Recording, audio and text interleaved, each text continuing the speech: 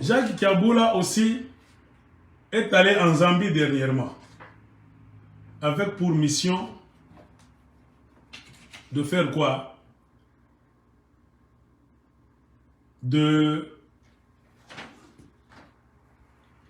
contacter les autorités de la Zambie avec pour prétexte qu'il veut aménager la route de Solwezi, Likasi, tout ça. Route d'intérêt national. Pour que la coopération soit bonne entre la Zambie et la République démocratique du Congo. On a vu même Fifi Masoka un jour. Elle aussi. Kolwezi, Solwezi là-bas. Ils veulent relier les routes de Kolwezi jusqu'à Solwezi. Kolwezi côté Congo et Solwezi côté Zambie. Jacques Kiaboula aussi, on l'a montré dernièrement à la télévision. Il a aussi le souci d'aller arranger ces routes-là. Moi, je n'étais au courant de rien. Il y a des agents qui m'ont appelé à partir de Lombashi avec de Kolwezi. Nous sommes en train de suivre à la loupe ce mouvement de Kiaboula. C'est la mafia, tout ça. Regardez d'abord comment se trouve la province de Olomami. Je vous ai montré, hein, le bâtonnier Jean-Claude Mouyambo s'était retrouvé à Likasi avant-hier, à 19 h. Il y a de l'eau partout, des inondations. Presque toutes les routes, même tunnel de Likasi là-bas, Toyota, je ne sais quoi, partout on vous montre. Il y a trop de trous. Donc, on sent que Jacques Kiaboula ne fait plus absolument rien. Il ne fait rien. Mais quand même, il y a des gens qui vont prendre le micro pour le défendre. C'est ainsi. Il y a des gens qui m'ont dit non. Si vous voyez Jacques Kiaboula se rendre en Zambie régulièrement, Aigle de Kolwezi, nous sommes ici du côté Zambie, nous sommes des Congolais nous aussi. Nous sommes des Bassanga. Nous sommes même des Kaonde. C'est question de tribus là-bas. Jacques Kiaboula est allé en Zambie rencontrer les chefs coutumiers de la tribu Kaonde. Cette tribu se trouve du côté du Congo et du côté de la Zambie. Sous prétexte de vouloir voir la faisabilité pour l'entretien de la route qui va quitter, je ne sais pas, Solwezi, entrer au Congo, passer par Kolwezi, même Likasi, tout ça. Sous prétexte de faire cette histoire, c'est pour tromper la population à la télévision. Or, la réalité derrière cette histoire, c'est quoi? C'est que Jacques Kiaboula est allé en Zambie ouvertement, officiellement et parfois en secret pour rencontrer les chefs de la tribu Kaonde. Je reprends encore, cette tribu Kaonde se trouve du côté du Congo et du côté de la Zambie. Mais Jacques Kiaboula est en train de rencontrer ces chefs-là. Pourquoi? Il est allé leur dire que son père fut un Kaonde, parce qu'il est déjà mort. Il était venu il y a longtemps de la Zambie pour entrer en République démocratique du Congo. Donc l'origine du père de Jacques Kiaboula, c'est la Zambie depuis longtemps.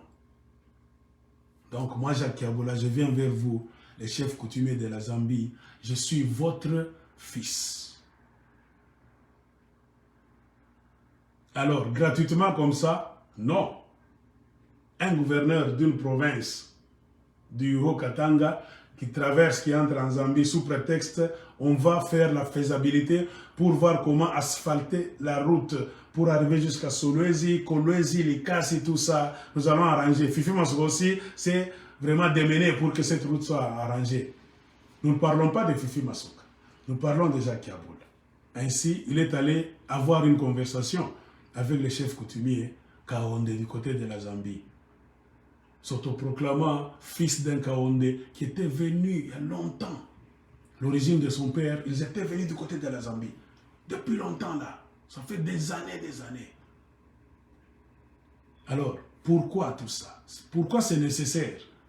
Lui, il est déjà gouverneur. On le connaît comme Congolais, comme Katangais. Il cherche encore quoi? Les Katangais se trouvant en Zambie m'ont dit, il fait ça pourquoi? Parce qu'il a déjà acheté beaucoup de maisons à Chingola, à Ndola, à Kitwe et même à Lusaka. C'est Jacques Kiaboula, gouverneur du Haut-Katanga. Il est allé voir les chefs coutumiers du côté de la Zambie, de préférence de la tribu Kaonde, pour que ces chefs coutumiers-là, zambiens, puissent sécuriser ses biens au cas où il y aurait enquête dans le futur quand il ne sera plus gouverneur. On peut mener des enquêtes, amener même des audits, des missions d'enquête en Zambie. Que le gouverneur du Haut-Katanga, Jacques Kiaboula, à un moment donné, il y avait des murmures qu'il avait volé l'argent du contribuable du peuple congolais du Haut-Katanga. Il est allé se payer des immobiliers en Zambie. Alors, on doit rencontrer des gens, on doit parler aux gens. Lui, il est entré, c'est pour cela qu'il est entré en Zambie. Préparez déjà le cerveau de ces chefs coutumiers Kaonde. Parce que du côté du Congo, on dit Jacques Kiaboula et Kaonde. Kaonde Moussanga, ce sont les mêmes histoires. Lui, il a trouvé bon d'aller investir en Zambie. Quand il y a des trous à Lubumbashi, des trous à Likasi chez les Kaonde là-bas, il y a beaucoup d'histoires qu'il n'a pas réussi à faire. On peut se poser la question, pourquoi? Parce qu'il a détourné beaucoup de millions de dollars américains. Il est allé investir où c'est? En Zambie. Je reprends. M. Jacques Kiaboula est allé investir en Zambie. On nous dit qu'il faut aller vérifier à Chingola, à Ndola, à Kitwe et même à Lusaka. Là où il a construit beaucoup de maisons. C'est pour cela. Donc, marchant déjà en avance, il veut sécuriser cette mafia à grande échelle. Pour qu'un jour, même si on entrait en Zambie pour enquêter par le gouvernement congolais, qu'on trouve les chefs coutumiers de la Zambie qui vont nier que non. Cette histoire-là, ça n'a jamais été... Ce n'est pas Jacques Kiaboula qui est venu donc acheter ou bien construire des histoires en Zambie, non. Nous sommes les Kaonde, non.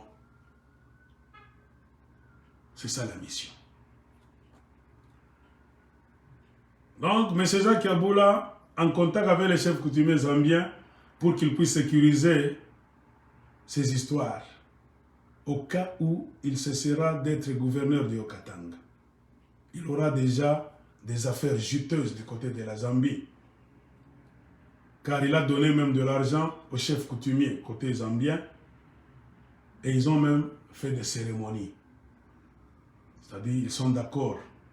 Au cas où Congo, Kinshasa, entrerait en Zambie pour faire des enquêtes, ils vont le défendre, mordicus. Nous ne connaissons pas ce que vous êtes en train de dire. Il n'a jamais investi en Zambie. Nous sommes les chefs coutumiers. Ça, c'est notre fils.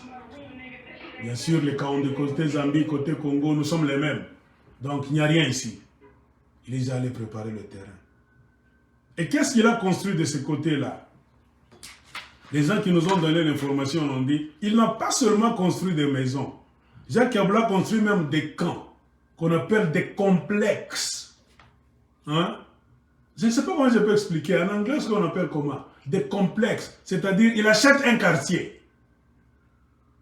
Un quartier avec beaucoup d'avenues là-bas.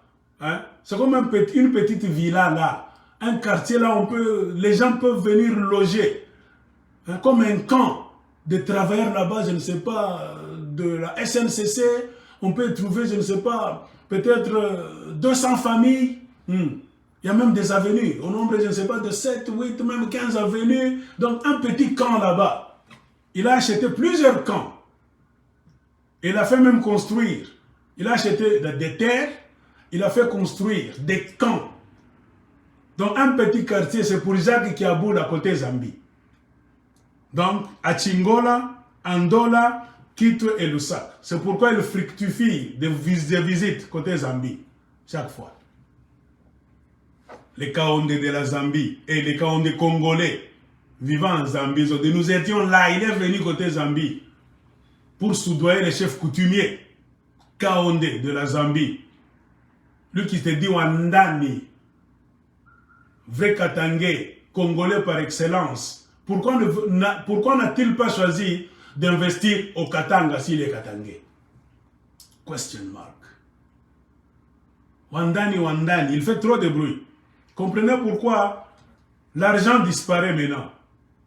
Il n'y a aucun projet. Regardez les routes à Lubumbashi. Regardez les routes à Likasi. L'argent est là. Jacques Yabula détourne cet argent. Pourquoi? Il a réussi à se construire des maisons à étages, même des quartiers, des camps, côté Zambie. Donc, le gouvernement congolais, ne dites pas qu'on ne vous avait pas dit. Un jour, il a déjà planifié ces beaux jours après le gouvernorat. Vous savez, quand vous avez un quartier, tout un camp, en Zambie, les gens qui vont commencer à payer des maisons modernes là-bas, des maisons de luxe. Les gens qui viendront habiter ces maisons là-bas, peut-être ils sont des ministres, des professeurs d'université, des pilotes là-bas, des entrepreneurs, des cadres de ceci ou cela. À supposer, il y a 200 maisons dans un camp, 300 maisons dans un camp, et que toi tu as ces camps-là, à Chingola, à Ndola, à Kite, même à Lusaka. Il est millionnaire. C'est-à-dire, il a déjà fait quoi? Il a déjà sécurisé son après-gouvernorat. Comprenez pourquoi? On tape sur les Katangais. On les tue. Ils sont affamés. Les Katangais pleurent. Ces gens-là. Les news entrent ici, ça sort par là. Pourquoi? Ils sont tous dans le business. Je ne cesse de le dire. C'est le problème des mines qui est la malchance devant le peuple congolais. C'est lui qui a libéralisé les mines en désordre. Je reprends encore ce que j'ai dit hier dans la vidéo. C'est le monsieur qui a ouvert les vannes de la mafia au Congo. On ne peut jamais libéraliser les mines en désordre comme ça s'est fait au Congo. Kabila. Le régime Kabila. C'est ce qui crée le désordre. On a des militaires qui ne vont plus en guerre, qui sont tous trempés dans la mafia, trafic de minerais. On a des policiers qui ne vont plus en guerre, donc pas même en guerre, les policiers ne vont jamais en guerre, qui ne sécurisent plus la population parce que tous sont dans la mafia des mines. Ils donnent même leurs armes à des voleurs là-bas qui vont tuer les gens, terroriser les gens dans des carrières, dans des mines là-bas, en train de valiser des maisons, là où ils savent que quelqu'un a fait beaucoup d'argent dans une mine, il habite là-bas au quartier Bel Air, sur l'avenue des Pins par exemple, sur la chaussée de Kasenga, ils vont entrer là-bas avec les armes de qui? Des policiers. Ils dévalisent la maison, ils tuent, ils ont des comptes à rendre par exemple. Lui avec ce monsieur-là, ils se sont chamaillés au niveau de l'Ikasi, toujours à propos des mines. Le policier dit, ok, je vais le faire taire. Il envoie des bandits avec son arme, allez tuer ce monsieur-là. Pour qu'il cesse d'être mon concurrent dans les mines de Kambove. C'est ce qui est en train de se passer au Congo. La nébuleuse de mafia. Comprenez pourquoi on arrête des voleurs, des bandits professionnels en main armée. En main armée. On vous les présente à la télévision. Portés disparus. Il suffit qu'on les amène à la Kassapa. Un mois, c'est beaucoup. Ils vont encore s'évader. Avec la complicité de qui? De vos autorités au niveau de la province. Parce que tout le monde est dans les mines. J'ai bien explicité dans ma vidéo que j'ai faite hier. Un homme de la présidence de Tshilombo m'a dit, Mac, ne t'en fais pas. Même vos chefs coutumiers sont dans la mafia des mines. Ce sont vos chefs qui nous vendent même des carrés là-bas. Nous exploitons. Le chef l'a voulu. On lui donne 50 000 $. Il le prend. Quand on tue les Katangais pleurent dans des villages là-bas. Telle mine, telle société minière a pollué l'eau. Les enfants sont en train de mourir à Kifumanchi, à Kipushi, côté Fungurume, en allant vers Kolosi. Les chefs coutumiers sont calmes. Les politiciens de l'opposition sont tous calmes. Les députés sont tous calmes. Les sénateurs sont tous calmes. Les gouverneurs sont tous calmes. Les ministres sont tous calmes. Calme, calme, calme. Pourquoi ce silence assourdissant? Parce que tous, d'une manière ou d'une autre, directement ou bien indirectement, sont soudoyés, sont dans les mines. C'est ça la vraie réponse.